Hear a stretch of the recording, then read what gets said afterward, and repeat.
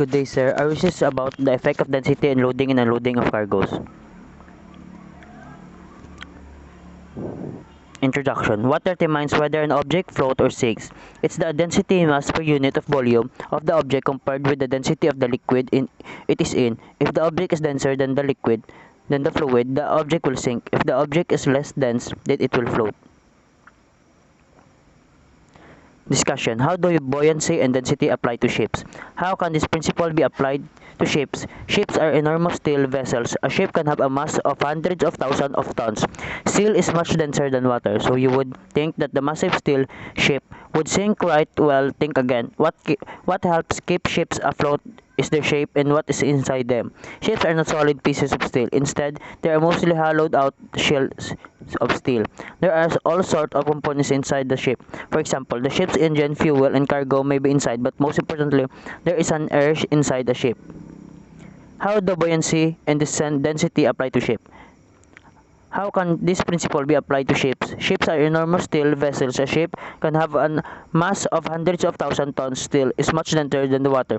So, you would think that the massive steel ship would sink, right? Well, think again. What helps keep ship afloat is their shape and what is inside them. Ships are not solid pieces of steel. Instead, they are mostly hollowed out shell of steel. There are all sorts of components inside the ship. For example, the ship's engine, fuel, and cargo may be inside, but most importantly, there is an air inside the ship. These are the example. Density, specific gravity, mass, and weight. The notion of density and specific gravity or relative density are very useful for finding the mass of known volume of solid or liquid. They are also useful for finding the volume occupied by a given mass of liquid or solid.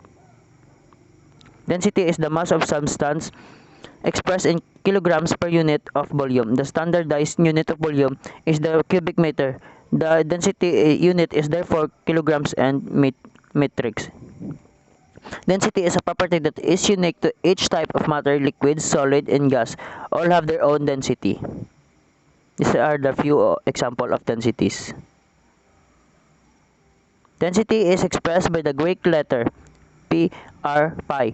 Specific gravity. Specific gravity is an expression that simplifies the use of density. Specific gravity is defined as the ratio of the density of the substance to the density of pure water, 1000 kilograms.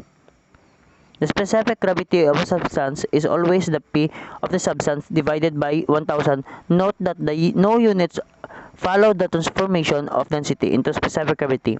The value of specific gravity is shown without units.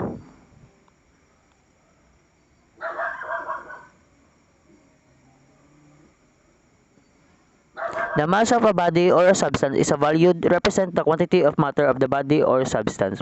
The mass will not change if the body is placed on the moon, the top of a mountain, or at the sea level. The force exerted by this mass when it is subjected to the Earth's gravitational attraction is the weight of the body's substance. Since the gravitational attraction is variable, it is lower at the higher altitude than at the sea level. The motion's gravitational attraction is weaker than the Earth's, etc. The weight of a body or substance will vary according to its location, but its mass will always remain the same. In the International System of Units (SI), the force exerted on a mass that is subject to the Earth's gravitational attraction is expressed in the newtons. The weight of a body or substance should thus be expressed in newtons, which is rarely the case in practice. However, in theory, the distinction is very important. The value of the weight of a body or substance can be found using the formula F equals m times A.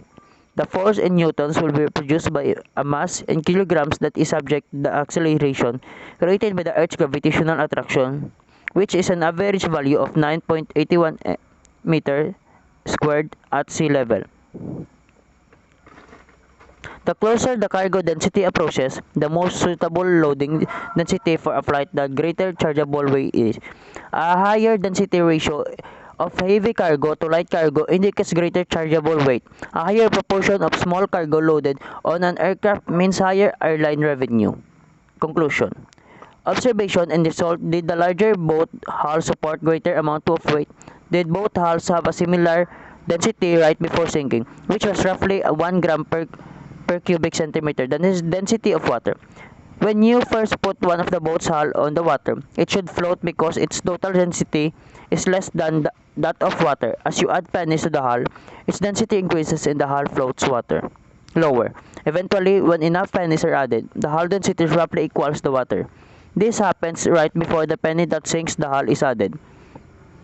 The hull sinks because its density has finally become greater than that of water. Consequently, the hull's density right before sinking should roughly equal the density of water, which is 1 gram per cubic centimeter. Even though the large hull supports more weight, it also has greater volume, and both hulls should roughly have a density of 1 gram per cubic centimeter right before sinking. Your densities may not have been exactly this, but may have ranged between 0.7 to 1.3 grams per cubic centimeter.